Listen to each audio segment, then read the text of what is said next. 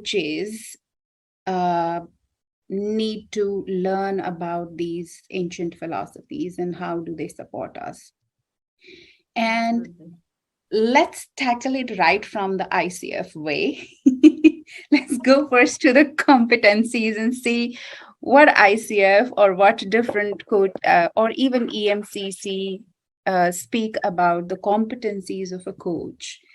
And, we all would agree, and there is no other way of stating that. We all know that good coaches are the ones who are empathetic, who are compassionate, who treat the client as a whole person, because that's the only time when you can really support and help somebody grow and develop and see themselves for who they are and operate from their best and highest potential. But does it come naturally to everybody? Is everybody just compassionate? And even if we are, is it really easy or simple for us to extend that compassion to other people? And where does it actually come from? So when we think about developing all of those competencies or even practicing those competencies, I wouldn't even say developing because I believe that we all have these capacities within us. But do we live from those capacities? Are we practicing it enough with other people? And where does it come from? So it can come from, in my view, from two different places. One is that we know and we hear that, oh, yes, behaving in a certain way is good, so let's behave in that manner. And whatever our mind conceive of that behavior, we sort of, wear it like a dress and say, yes, now I'm behaving in that manner. Quite a lot akin to what we hear say, like, fake it till you make it. It's like, okay, just embrace it or just become empathetic, whatever your mind conceive empathy to be, right? In a way, it's a very moralistic view of understanding the competency, or it's a very moralistic view of adopting certain behaviors. Like, I should always speak good about people, or I should always be kind to people, so I will extend my kindness. That is one way of being. Another way of being kind is through experiencing, through really exploring ourselves in that experience, having a perspective around that, digging deeper and going, okay, so what does really kindness mean?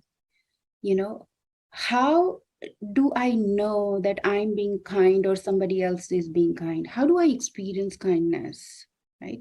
How am I viewed as kind? Like, what are those things? And whenever I take those actions, what happens within me? Is it natural to me? Or do I need to do something? Or when somebody is behaving really bad and I know at a mental level that behavior isn't acceptable, what does that do to me? Can I still be kind? Like, what needs to happen within me to go to that place of kindness? All these explorations are the philosophy around a certain behavior. When we dig deeper, we are going a philosopher's way. And then we come across all of these traditions, which basically speak us to question, experiment, experience, and not just say, receive something like, oh yeah, it's good to be done, so I will do it from today onwards. And then ignore what's happening inside you, because it will always be a imposed behavior, and it will always be an effort and a struggle. Whereas if we try and go the way how the traditions tell us, is that question, first of all, why do I need to be kind? And do I always need to be kind? Or can I really always come from a space of kindness? What's happening within me, and how is it impacting the relationship with people, relationship with my surroundings? So that is why I become interested, because when you have gone through that journey on your own, then what remains ultimately is your very natural self. Then you are effortlessly kind. Then you're effortlessly empathetic. And your way of empathy may be completely different from somebody else's way of empathy. So I think what understanding or learning about these philosophies and practicing and going through them teaches you is that you do not need to put yourself in the box of empathy.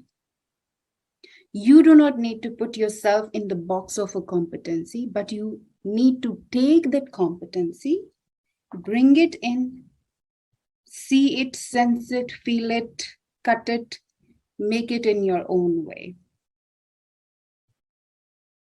So you be kind in your own way. And I think that is what is the ultimate of these competencies for us. Otherwise, it will become like another cookie cutter model thing that like you follow these processes and that happens.